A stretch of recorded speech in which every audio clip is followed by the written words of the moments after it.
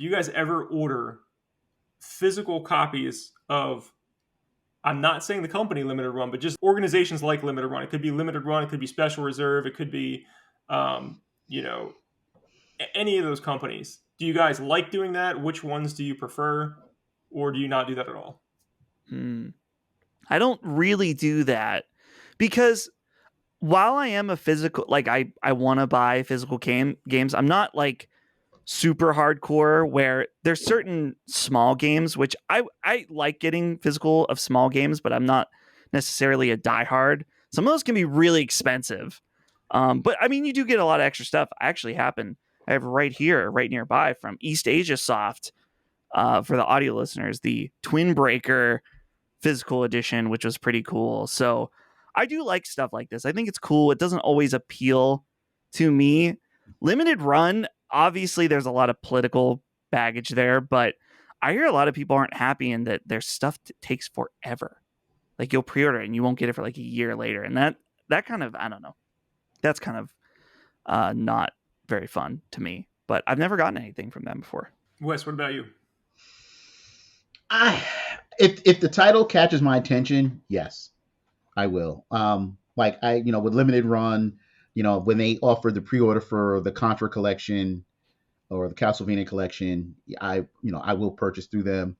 If the title has to grab me and really appeal to me, but for me to do that. But the answer is yes, I will. Yeah, I mean, I do too. I'm kind of to Wes's point. If a title is really important, like I will definitely get it. Like the Ninja Turtles collection that they put out, I grab that. But the title really has to be something that I want. I'm not just going to go on there and get every single release.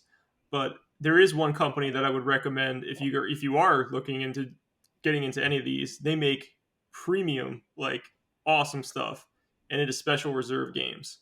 They're a lot smaller than Limited Run, but here's something that may appeal to you guys. Devolver Digital, it clearly has a partnership with them.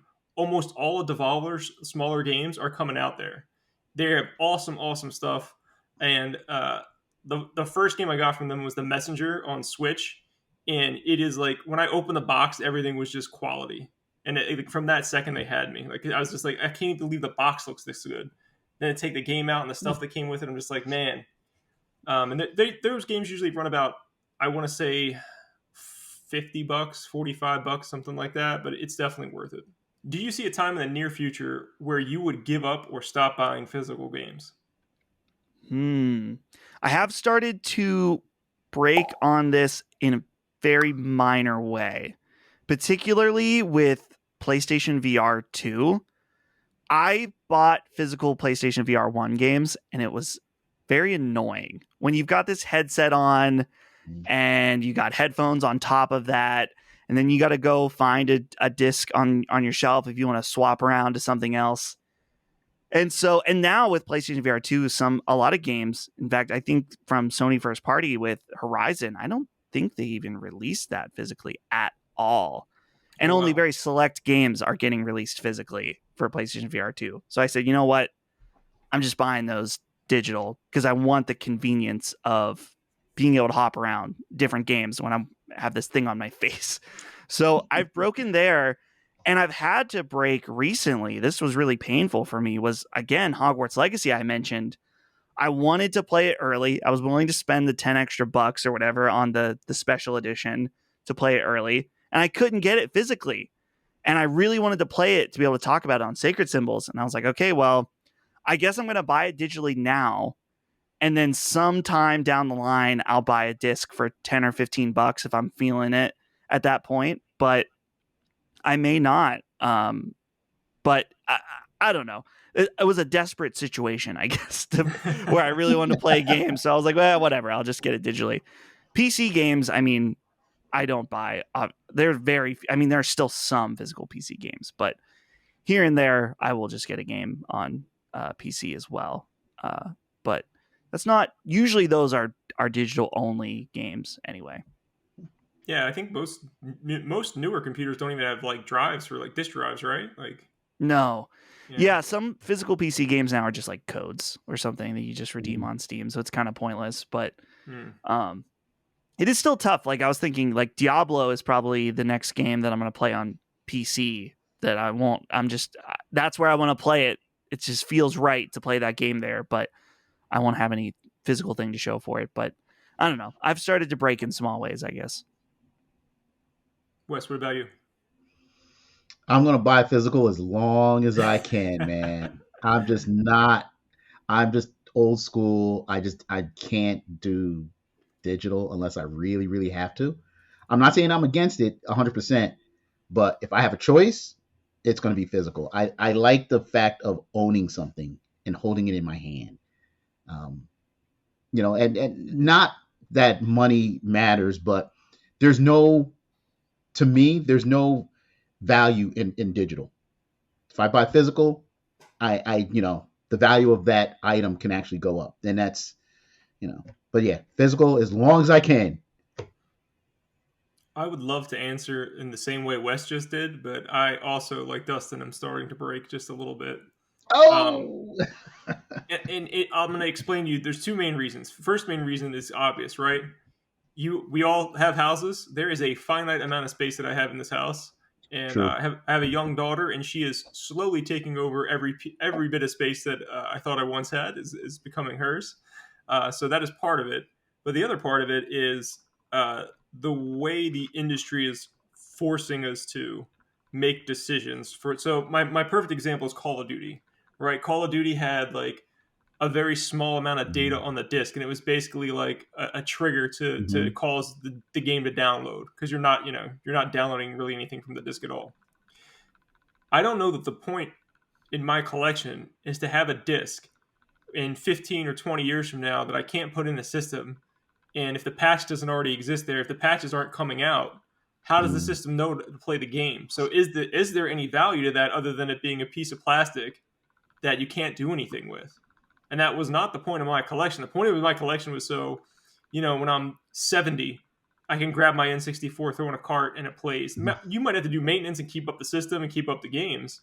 But the Right. idea is that I would essentially could, if I wanted to, have that forever. But if the reality is these companies are going to change things to the point like Call of Duty did with Modern Warfare 2, I don't know that I see the point in continuing to try to even buy them, if that makes any sense. Because, yeah, I'd like to have it for the collection that's cool or whatever, but if it doesn't play, it kind of defeats the purpose, in my opinion. Oh, my God. Okay, so this was something I put in. This question is for Wes. For the love of God, Dustin, you are on not only a PlayStation podcast, you are on the biggest PlayStation podcast on the planet. Sacred Symbols. I'm sure you guys know what it is. If you don't know what it is, you need to go check it out. They have an amazing Patreon. Go support them at the $5 level. That's definitely the best, starting level that you can support them at. You guys get exclusive content over there. It's fantastic. With that being said, for the love of God, Dustin, please explain to Wes why he should open up his PS5 that he's had since launch day. So, well, hold on. I need some context here. There's just a PS5 that is being sat that you own that's just not played. What's going on here, dude? I'm lazy, I guess. I bought it day one, and it's still sitting in a box. I've never opened it. It's in my closet, just there. Dang. You know what? There's no games that came out that says, okay, I have to open my PS5. You played God of War on PS4. What are you doing? No, my PS4 works just fine. So I'm like, dude. But the games, well, okay, but even some of your PS4 games, man, just running it not on a hard drive. I mean, your entire PlayStation experience, whether you're playing PS4 or PS5, is going to be so much better. And I mean, you've got it. I mean, it sounds like a PS5. That PS5 will not go up in. Well, I don't know. Anything's possible. I'm going to say it's probably not going to go up in value, though.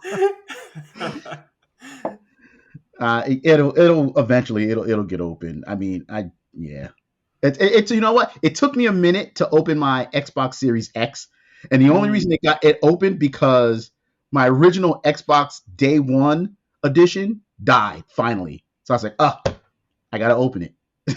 So I opened it, hooked it up, but it'll one day, Matt. I'll do a video of me opening up my PS5 and hooking it up. I'm going to tell your son to go, do something to it in your PS4 so you have to plug in your PS5 and you can see the much improved everything in PS5. All right, guys, this has been the Nerdthusiast Gaming Podcast. Thank you for watching. If you guys could support us over at Patreon, patreon.com/nerdenthusiast, you can support us for as little as $1 a month. Make sure you guys go check out Sacred Symbols, the PlayStation podcast, and everything else they do over at Last Stand Media. Dustin Furman, thank you for joining us today, executive producer at Last Stand Media. I really, really appreciate you doing this with us, man. Yeah, man. Thanks for having me. I love talking about retro stuff. You guys were awesome. Hopefully we can do this again sometime in the future. Yeah, man, it was great to have you and great to talk games. It was fun. Thank you so much.